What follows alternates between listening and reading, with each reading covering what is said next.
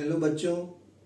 तो अभी colligative property का एक क्वेश्चन जो कि आईआईटी जेईई में पूछा हुआ है, बहुत ही बढ़िया कॉन्सेप्ट है इसमें, इसीलिए हम इसको डिस्कस करने जा रहे हैं। तो क्वेश्चन क्या कह रहा है कि the vapour pressure of A dilute aqueous solution of glucose is 750 mm of Hg at 373 Kelvin.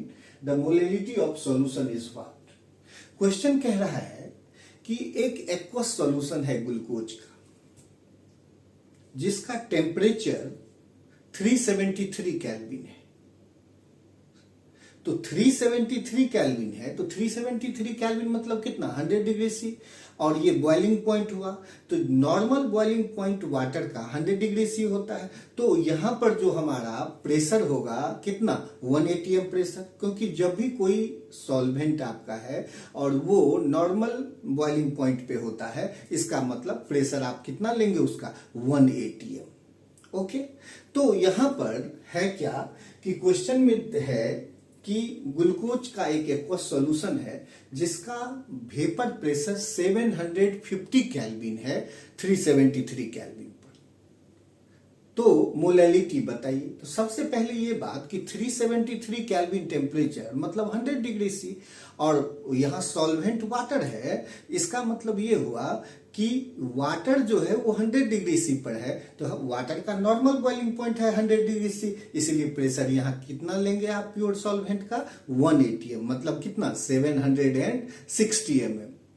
दूसरा, जो सॉल्यूशन है, ग्लूकोज डालने के बाद सॉल्यूशन बन गया, तो अब प्रेशर गिर जाएगा, वेपर प्रेशर कम हो जाएगा। तो अब वो आपको ऑलरेडी क्वेश्चन में दिया है 750 mm ऑफ Hg। ठीक, तो आपसे मोलैलिटी पूछा जा रहा है। तो सबसे पहले आप जैसे कि जानते हैं कि 4 कोलिगेटिव प्रॉपर्टी है। कौन कौन, relative loading of vapour pressure, elevation in boiling point, depression in freezing point और ऑस्मोटिक प्रेशर। तो ये जो क्वेश्चन है वो relative loading of vapour pressure से है।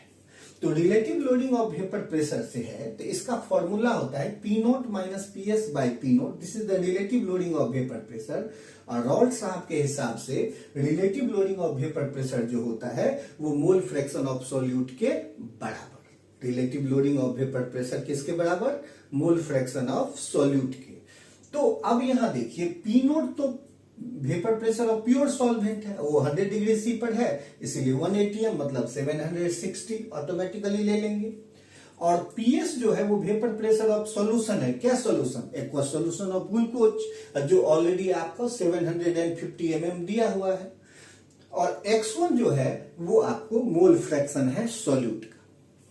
तब अगर हम इस, तो X1 बराबर क्या हो गया, P0 760, PS 750 और P0 760, तो ये आ गया आपका 1/76। तो मोल फ्रैक्शन सॉल्यूट का तो हमने निकाल लिया 1/76। अब हमें क्वेश्चन में पूछा क्या जा रहा है, मोलैलिटी। तो मोलैलिटी का एक फॉर्मूला होता है कि मोल फ्रैक्शन ऑफ सॉल्यूट बटा मोल fraction of solvent into 1000 bye molecular weight of solvent.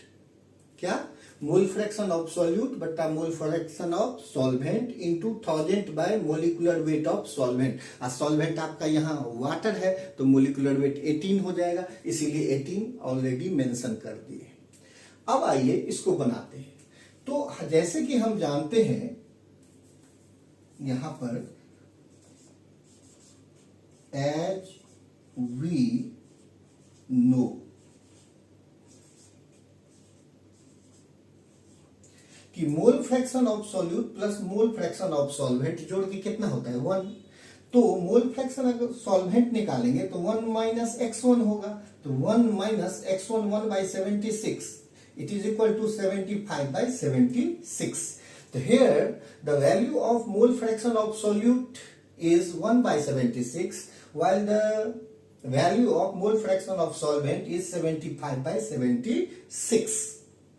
अब हम रेशियो ले लेते हैं मोल फ्रैक्शन का। तो x1 by x2 क्योंकि यहां चाहिए, तो x1 by x2, x1 1 by 76, x2 75 by 76, तो ये आपका आ गया 1 by 75.